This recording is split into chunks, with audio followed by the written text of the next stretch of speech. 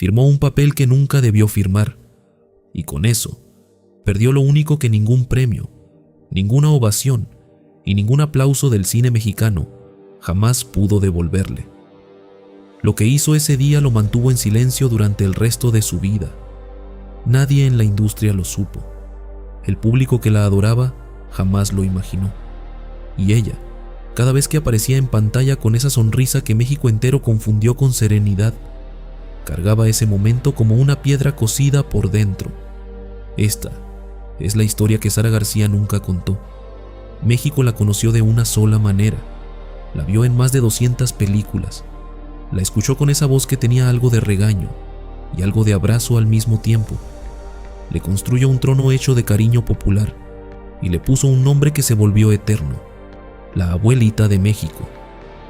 Pero detrás de esa abuelita había una mujer que tomó decisiones devastadoras, que amó de formas que la industria del cine jamás hubiera aprobado, que sacrificó cosas que no tenían precio por sostener una carrera que el país necesitaba más de lo que ella misma comprendía en ese momento, y el papel que firmó aquel día fue solo el principio. Sara García Hidalgo nació el 18 de septiembre de 1895 en Orizaba, Veracruz.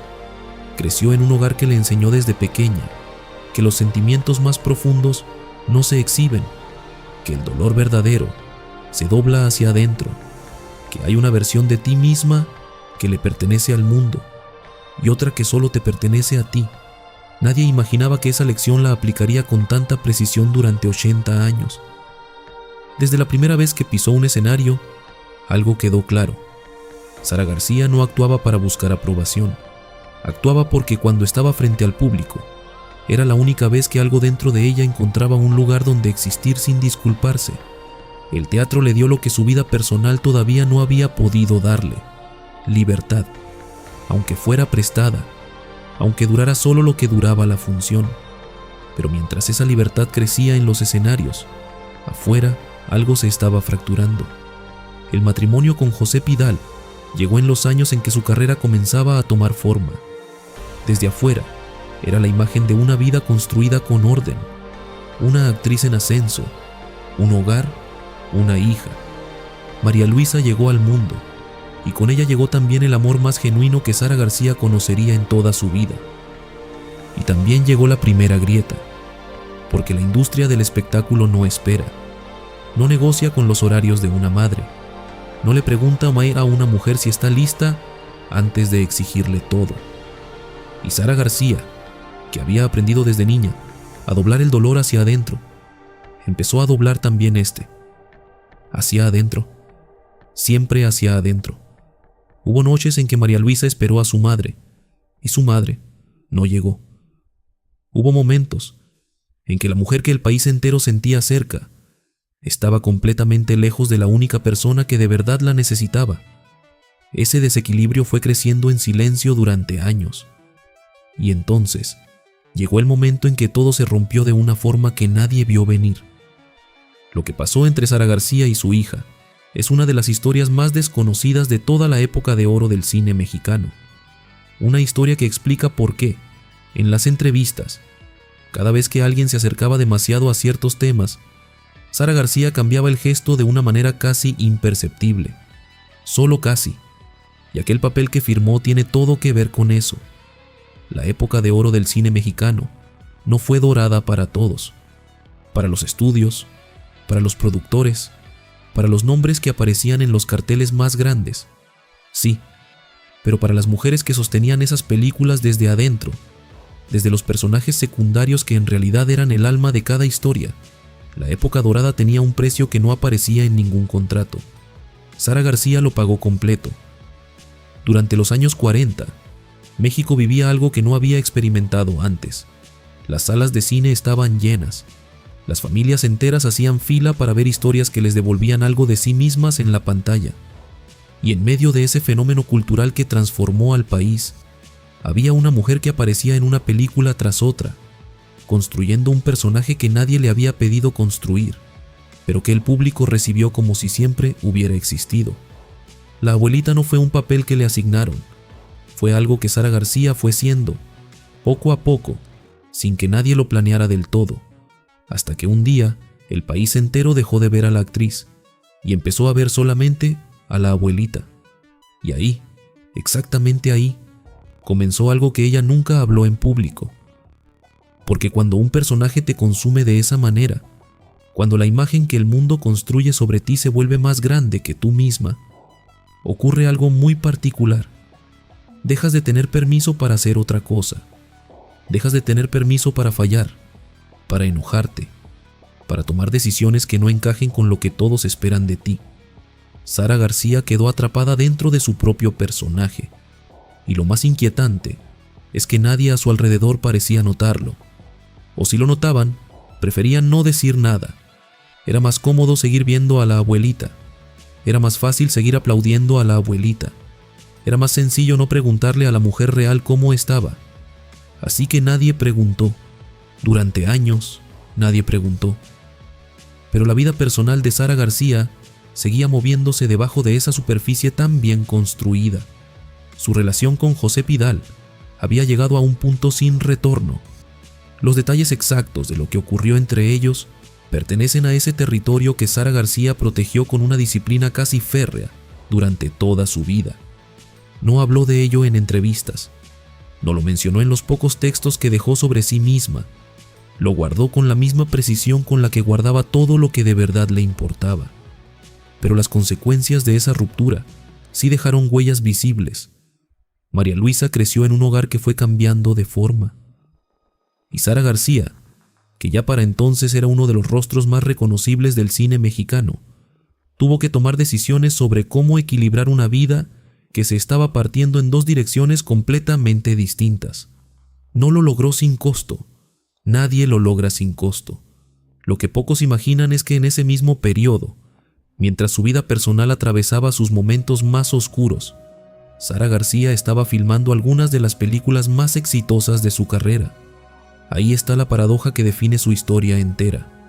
Mientras más dolor cargaba adentro, más convincente se volvía afuera, como si el peso real de su vida se filtrara a través de la pantalla de una manera que ningún director hubiera podido pedirle.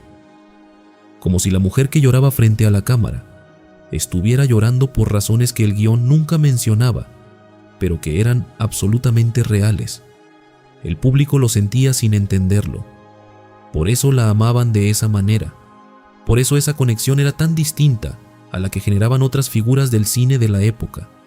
No era solo talento. Era verdad filtrada a través de la ficción. Era una mujer usando el único espacio que le quedaba para decir cosas que en su vida real no podía decir de ninguna otra forma.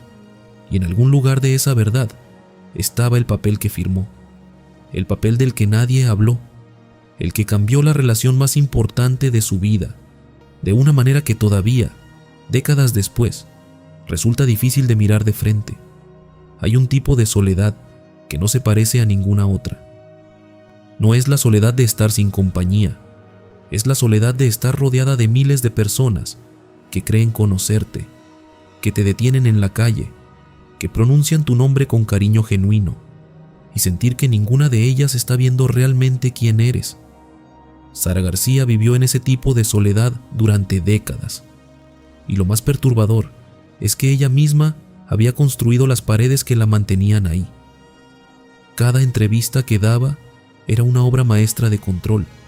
Sabía exactamente hasta dónde dejar entrar al periodista, exactamente en qué momento soltar una anécdota simpática que desviara la conversación, exactamente cómo usar su propio personaje como escudo sin que nadie se diera cuenta de que eso era precisamente lo que estaba haciendo. La abuelita de México respondía preguntas. La mujer real observaba desde adentro, en silencio, sin moverse. Nadie logró cruzar esa línea, ni los periodistas más insistentes, ni los directores con quienes trabajó durante años, ni las actrices que la consideraban una figura materna dentro de la industria. Y eso dice algo muy específico sobre el tamaño de lo que estaba protegiendo, porque Sara García no era una mujer fría, todo lo contrario.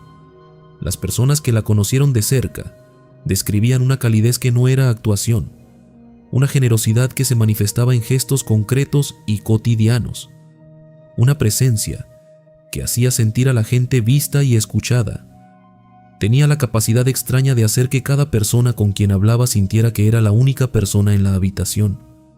Pero había un cuarto dentro de ella al que nadie entraba. Siempre había ese cuarto, y en ese cuarto vivía todo lo relacionado con María Luisa. La relación entre Sara García y su hija es una de esas historias que el tiempo fue cubriendo con capas de silencio hasta volverla casi invisible. No porque no importara, todo lo contrario, importaba tanto que ninguna de las dos encontró nunca las palabras exactas para hablar de ella en público, sin que algo se quebrara en el proceso. María Luisa creció viendo a su madre en la pantalla grande. Piensa en lo que significa eso un momento. Ver a tu madre interpretar a la madre perfecta, a la abuela tierna, al refugio emocional de familias enteras, mientras en tu propia vida la dinámica entre ustedes dos tiene texturas completamente distintas. Ver al país entero recibir de tu madre algo que tú misma estás buscando entender cómo recibir. Esa contradicción no es pequeña, esa contradicción pesa, y Sara García lo sabía, lo supo siempre. Eso es precisamente lo que hace que lo que vino después sea tan difícil de comprender desde afuera. Los años 50 llegaron y con ellos una consolidación que en la superficie parecía triunfo absoluto. Sara García era ya una institución, no una actriz, una institución. Su nombre aparecía en los créditos y el público ya sabía, antes de ver un solo fotograma, que la película tendría algo que los haría sentir algo real. Esa es una forma de poder que muy pocos artistas alcanzan en toda una vida. Pero el poder en la pantalla no se traduce automáticamente en poder sobre la propia vida. Sara García siguió filmando a un ritmo que hoy resulta casi imposible de imaginar. Película tras película, personaje tras personaje, set tras set. La industria la necesitaba y ella respondía porque la industria era también el único lugar donde todo tenía sentido de una manera ordenada. El guión decía qué hacer, el director decía cuándo hacerlo, la cámara capturaba el resultado. Afuera del set, nada tenía esa claridad. Afuera del set, las cosas seguían siendo complicadas de maneras que ningún guión hubiera sabido resolver. Fue en esa época cuando ocurrió algo que las personas cercanas a ella notaron, pero que nadie se atrevió a nombrar directamente. Sara García empezó a volverse el personaje de maneras que iban más allá de la pantalla. No solo en entrevistas, no solo frente a las cámaras, en la vida cotidiana, en la manera en que respondía cuando algo la lastimaba, en la manera en que manejaba los conflictos, en la manera en que trataba sus propias emociones como si fueran escenas que había que resolver con eficiencia y seguir adelante. Era como si la frontera entre Sara García la actriz y Sara García la mujer se hubiera vuelto tan delgada que ella misma ya no siempre sabía de qué lado estaba parada. Eso no es una crítica, es una de las consecuencias más documentadas de una vida entera, entregada a la actuación. Cuando pasas décadas habitando emociones ajenas con la intensidad que Sara García las habitaba, algo en tu interior se reorganiza de maneras que no siempre puedes controlar. Y en ese estado, con esa frontera tan delgada, fue cuando la situación con María Luisa llegó a su momento más crítico. Lo que ocurrió entre ellas en esos años es algo que solo puede reconstruirse a través de fragmentos. Una frase dicha aquí, un silencio elocuente allá, una ausencia que alguien notó y que quedó registrada casi de accidente, en el margen de una conversación que era sobre otra cosa. Pero los fragmentos, cuando los pones juntos, forman una imagen, y esa imagen tiene que ver directamente con aquel papel que Sara García firmó, el que cambió todo, el que todavía no hemos explicado. Existe un momento en la vida de ciertas personas donde el camino se divide en dos, no de manera gradual, no con tiempo suficiente para pensar. Se divide de golpe, en cuestión de horas, a veces en cuestión de minutos, y lo que eliges en ese instante define todo lo que viene después de una manera que en ese momento no puedes dimensionar completamente. Sara García llegó a ese momento, y lo que eligió nadie lo esperaba. Para entender lo que pasó, hay que entender primero el contexto en el que vivía una mujer como ella, a mediados del siglo XX en México. No había muchas opciones. Las que existían estaban delimitadas por reglas que no estaban escritas en ningún lado, pero que todo el mundo conocía y respetaba porque el costo de ignorarlas era demasiado alto. Una mujer de su posición, con su imagen, con el peso simbólico que cargaba sobre los hombros, no podía simplemente tomar decisiones que se salieran del guión que el país había escrito para ella. No podía fallar de maneras visibles, no podía mostrar fracturas, no podía hacer otra cosa que lo que todos necesitaban que fuera. Y sin embargo, en algún momento, Sara García tomó una decisión que rompió exactamente con todo eso. Lo que se sabe con certeza es esto: hubo un periodo en la vida de María Luisa donde la distancia entre ella y su madre dejó de ser solo emocional y se volvió también física. No fue una separación ruidosa. No hubo escenas dramáticas que alguien pudiera haber presenciado y contado después. Fue del tipo de alejamiento que ocurre cuando dos personas han agotado las palabras disponibles y lo único que queda es el silencio como única forma de no hacerse más daño. Ese silencio duró más de lo que cualquiera hubiera querido, y Sara García lo cargó con la misma disciplina con la que cargaba todo lo demás, sin mostrarlo, sin mencionarlo, presentándose cada mañana en el set, memorizando sus líneas, entregando actuaciones que hacían llorar a directores que llevaban décadas en la industria y que creían haberlo visto todo, porque esa era la única forma que Sara García conocía de sobrevivir, algo que le estaba rompiendo el corazón. Trabajar, seguir trabajando, no detenerse nunca, porque detenerse significaba enfrentar el silencio real, el que no estaba en ningún guión, el que no tenía resolución escrita en ninguna página. Los directores de la época hablaban de ella con una mezcla de admiración y algo que se acercaba al asombro. Decían que nunca había que pedirle una segunda toma por falta de emoción, que el problema, si acaso existía alguno, era el contrario, que a veces había que pedirle que bajara la intensidad, porque la cámara no sabía qué hacer con tanta verdad concentrada en un solo plano. Nadie les preguntó de dónde venía esa verdad. Nadie quiso saber. Era más cómodo llamarla talento y seguir filmando. Mientras tanto, México seguía construyendo su relación con ella desde la distancia segura de una butaca de cine. La amaba con esa forma particular de amor que el público le tiene a las figuras que se convierten en parte de su propia historia emocional. La sentía suya, la sentía cercana, la sentía como algo permanente en un mundo que cambiaba demasiado rápido. Y Sara García dejaba que la amaran así, porque ese amor, aunque venía de lejos, aunque llegaba filtrado a través de una pantalla, era real, era tangible, era algo concreto en una vida donde otras cosas que deberían haber sido concretas se habían vuelto difusas y complicadas y dolorosas. El público no sabía que la estaba sosteniendo. Ella sí lo sabía. Y entonces llegó algo que nadie dentro de la industria vio venir. A finales de los años 50, cuando su carrera parecía haber alcanzado ya su punto más alto, y lo más lógico hubiera sido un descenso gradual hacia papeles menores, hacia una presencia más discreta, hacia el tipo de retiro elegante que la industria reserva para sus figuras históricas, Sara García hizo exactamente lo contrario.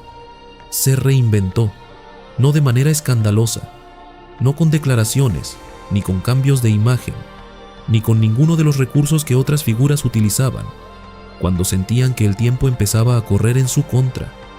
Se reinventó desde adentro, desde la forma en que habitaba sus personajes, desde la profundidad con la que se metía en cada historia, y el resultado desconcertó a todo el mundo, porque las actuaciones que dio en esa segunda etapa tenían algo diferente, algo que los críticos intentaron describir con palabras que nunca terminaban de capturarlo del todo.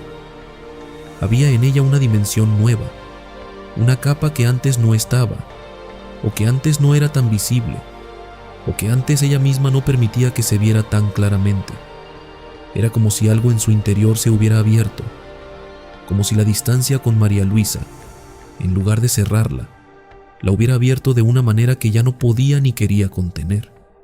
Y justo en ese momento de apertura, justo cuando algo en Sara García empezaba a moverse hacia un lugar distinto, fue cuando la situación que había mantenido en silencio durante años llegó a un punto donde el silencio ya no era suficiente, donde algo tenía que resolverse, donde aquel papel que había firmado años atrás regresó de una manera que no esperaba. Y lo que ocurrió cuando regresó es lo que nadie, absolutamente nadie, contó nunca en público. Hay verdades que no desaparecen por ignorarlas, se quedan ahí, quietas, pacientes, esperando el momento exacto en que la vida decide que ya es suficiente tiempo de silencio y las empuja hacia la superficie de maneras que no puedes anticipar ni controlar. Para Sara García ese momento llegó de noche. No hubo drama visible, no hubo testigos, no hubo nada que alguien pudiera haber fotografiado o documentado para que el mundo lo viera después. Solo fue una noche en que algo que había estado contenido durante demasiado tiempo dejó de poder contenerse. Y Sara García se quedó sola con eso. Como siempre, como había aprendido a quedarse sola con todo lo que realmente importaba.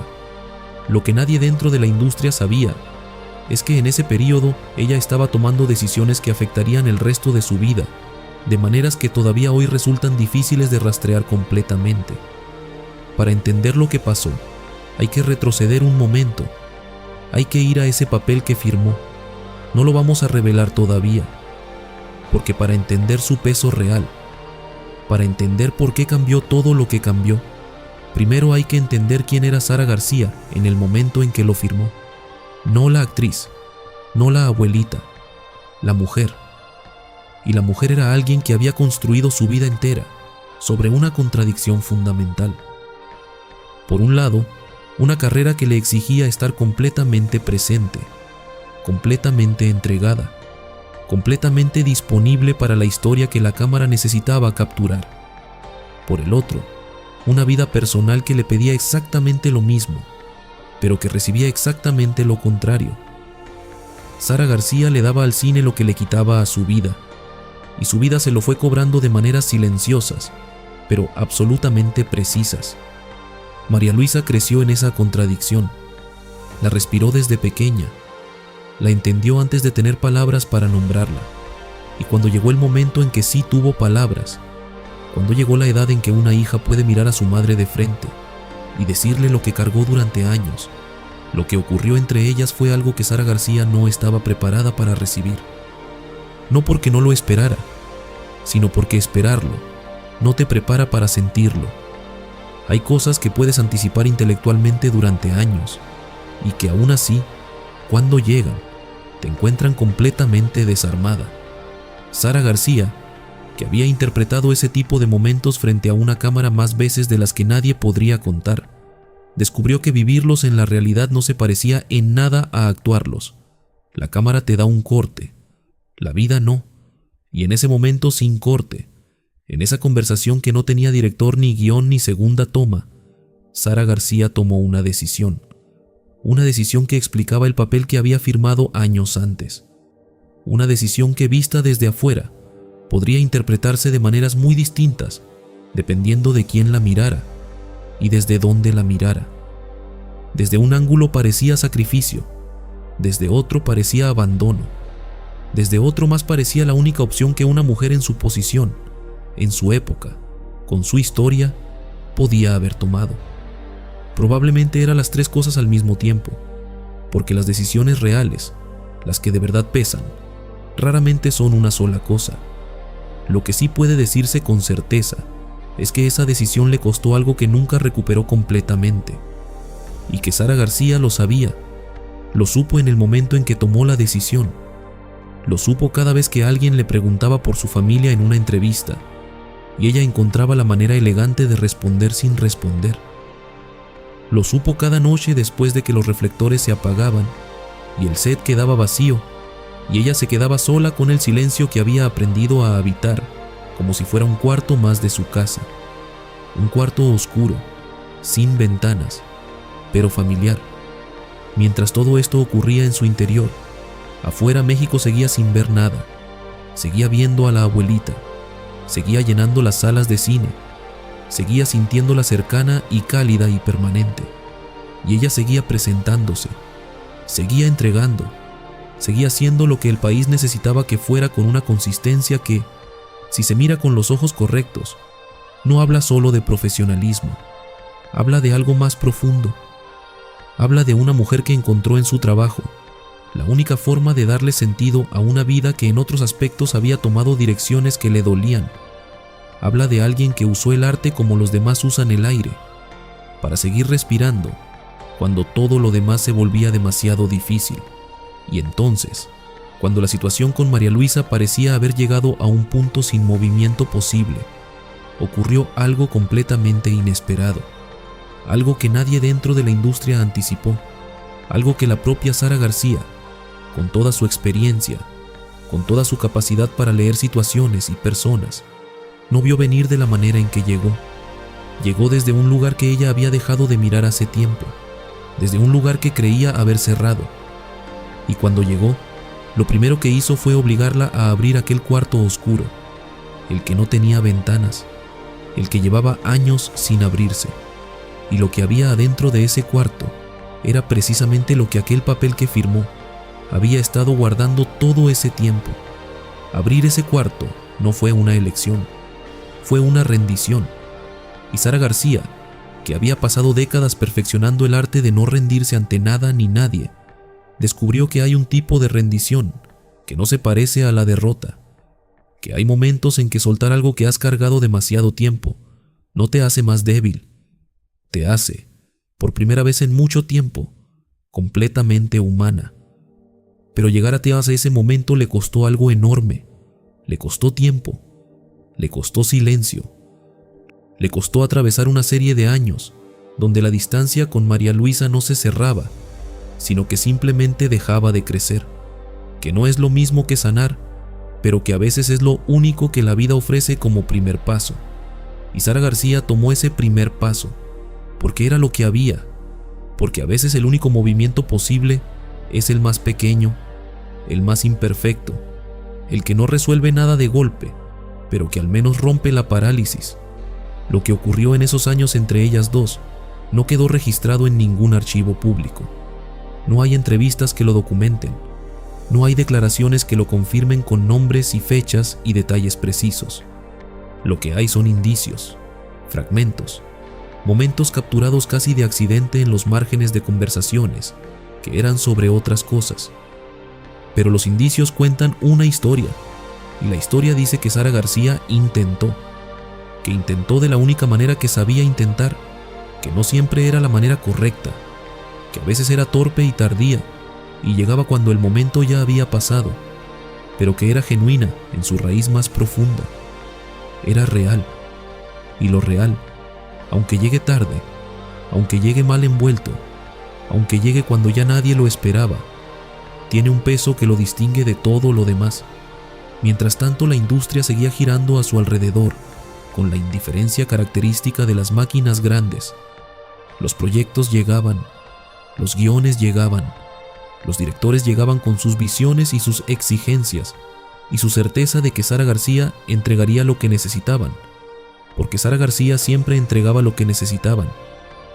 Y ella seguía entregando, pero algo había cambiado en la textura de esas entregas. Las personas que trabajaron con ella en esa época, las que la observaron de cerca durante esos rodajes, mencionan en sus testimonios algo que al principio suena como un cumplido y que al analizarlo más despacio revela algo completamente distinto. Decían que Sara García actuaba en esos años como alguien que ya no tiene nada que perder. Eso no es un cumplido, o no es solo un cumplido, es el retrato de una mujer que había llegado a un lugar interior, donde las capas de protección que había construido durante décadas empezaban a volverse innecesarias, donde el personaje y la mujer real empezaban finalmente a ocupar el mismo espacio, sin que uno aplastara al otro. Era como ver a alguien que por fin había dejado de pelear contra sí mismo, y esa rendición, esa apertura, esa vulnerabilidad nueva que se filtraba a través de cada actuación, llegó exactamente cuando su vida personal estaba atravesando su momento más delicado. No fue coincidencia, nunca es coincidencia, Los artistas más grandes de cualquier época comparten esa característica particular. Sus momentos de mayor verdad creativa coinciden con sus momentos de mayor crisis personal, como si el dolor, cuando ya no puede contenerse adentro, encontrara la pantalla como única salida disponible. Sara García era de esos artistas, de los que no actúan desde la técnica sino desde algo más profundo y más peligroso y más verdadero. Y fue precisamente en ese estado, con esa apertura recién descubierta, cuando finalmente ocurrió lo que llevaba años sin poder ocurrir. María Luisa regresó, no de manera dramática, no con declaraciones, ni con gestos grandiosos, ni con ninguno de los elementos que una historia de reconciliación tiene cuando ocurre en una película. Regresó de la manera en que regresan las cosas reales, que es siempre más pequeña y más torpe y más imperfecta que cualquier versión que hayas imaginado durante el tiempo que estuviste esperando. Pero regresó, y Sara García, que había aprendido a no esperar nada para no sufrir la decepción de no recibirlo, recibió ese regreso con algo que las personas cercanas a ella describieron de maneras distintas, pero que apuntaban todas hacia el mismo lugar: alivio. Un alivio tan profundo que asustaba un poco verlo desde afuera, como el alivio de alguien que ha estado conteniendo el aliento durante tanto tiempo que ya había olvidado cómo se sentía respirar normalmente. Pero el regreso de María Luisa no resolvió todo. No podía resolverlo todo, porque todavía estaba ese papel, todavía estaba esa decisión que Sara García había tomado años atrás y que había dejado consecuencias que no desaparecen simplemente porque dos personas decidan mirarse de frente otra vez. Las consecuencias de ciertas decisiones no se borran, se integran, se convierten en parte de la historia compartida de dos personas y desde ahí operan, silenciosamente, dando forma a cada interacción posterior. Sara García lo sabía, María Luisa también lo sabía, y las dos eligieron seguir adelante de todas formas. Lo que ninguna de las dos sabía en ese momento es que el tiempo que les quedaba juntas era mucho más corto de lo que cualquiera de las dos hubiera querido, y que aquello que el papel guardaba, aquello que había estado en ese cuarto oscuro durante tanto tiempo, estaba a punto de salir a la luz de una manera que Sara García nunca hubiera elegido, pero que de alguna forma, en el lugar más honesto de su interior, probablemente ya esperaba. El tiempo tiene una manera particular de operar con las personas que han vivido demasiado. No pasa de la misma forma para todos. Para algunas personas, el tiempo es lineal, ordenado, predecible. Para otras, para las que han cargado historias del tamaño de las que cargaba Sara García, el tiempo se vuelve algo más extraño, algo que a veces parece detenerse completamente y otras veces se acelera de maneras que no puedes anticipar ni frenar. Sara García entró en esa segunda categoría, y lo que vino después llegó más rápido de lo que nadie esperaba. Los años 60 encontraron a una mujer que desde afuera seguía siendo la misma institución de siempre, pero que por dentro había atravesado transformaciones que nadie en la industria había sido testigo de manera completa. Era como ver un edificio histórico desde la calle, imponente y familiar, y aparentemente intacto, sin saber que adentro la arquitectura había cambiado de maneras fundamentales. La fachada era la misma. El interior era completamente distinto, y fue en esa distancia entre la fachada y el interior donde finalmente empezó a gestarse lo que cambiaría la percepción de su historia para siempre. La industria del cine mexicano estaba cambiando también. La época dorada tenía ya las marcas del tiempo encima. Los estudios que habían sido máquinas perfectas de producción empezaban a crujir bajo el peso de sus propias contradicciones. Las nuevas generaciones de directores querían otras historias, otros personajes, otras formas de ver el mundo en una pantalla. Y en ese paisaje en transformación, Sara García hacía algo que nadie le había pedido hacer, y que sin embargo resultó ser exactamente lo que ese momento necesitaba. Se quedó, no se retiró, no disminuyó su presencia, no se dio el espacio con la elegancia discreta que se esperaba de alguien de su trayectoria y su edad. Se quedó con una terquedad que en otra persona hubiera parecido negación, pero que en ella tenía una calidad completamente distinta. Tenía la calidad de alguien que sabe que todavía tiene algo que decir. Y lo que tenía que decir era precisamente lo que su vida personal le había estado enseñando durante todos esos años de silencio y distancia y rendición gradual. Las actuaciones que dio en esa época son estudiadas todavía hoy en escuelas de teatro y cine, no por su técnica, aunque la técnica estaba ahí, perfecta y transparente como siempre, sino por algo que los maestros que las analizan describen con una palabra que aparece una y otra vez en textos completamente distintos, escritos por personas que nunca se leyeron entre sí. Verdad, una verdad que no se enseña en ninguna escuela porque no viene de ningún método, que viene de haber vivido cosas que te transforman de maneras que ya no puedes deshacer y que en algún punto dejas de querer deshacer porque entiendes que esas transformaciones son precisamente lo que te permite conectar con otras personas de la manera en que conectas. Sara García había llegado a ese entendimiento, a ese lugar donde el dolor deja de ser enemigo y se convierte en material, pero el cuerpo no siempre acompaña a los lugares a donde llega el espíritu. Y el cuerpo de Sara García empezaba a dar señales que ella, con la disciplina que la caracterizaba, intentó ignorar durante más tiempo del que era razonable ignorarlas. No era vanidad, no era negación exactamente, era algo más complejo que eso. Era el miedo específico de una persona cuya identidad entera estaba construida alrededor de su capacidad de trabajar. El miedo a que si el cuerpo fallaba, si la presencia física en un set se volvía imposible, algo fundamental en la razón de ser de Sara García se perdería también. Ese miedo no era irracional, era completamente lógico para alguien que había usado el trabajo como ancla durante décadas, como la única ancla que nunca había fallado cuando todo lo demás fallaba.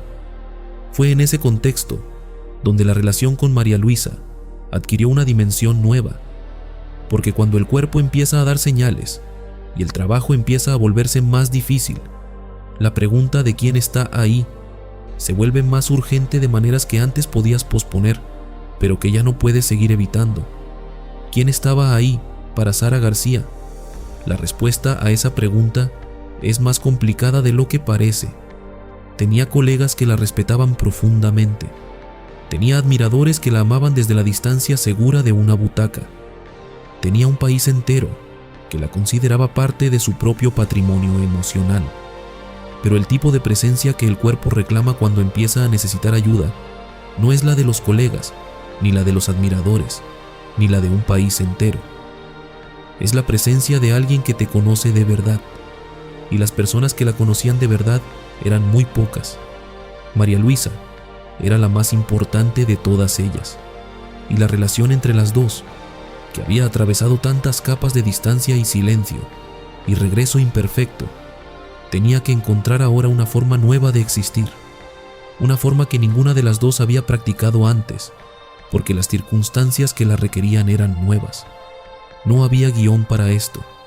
No había personaje que Sara García pudiera habitar para navegar lo que se venía.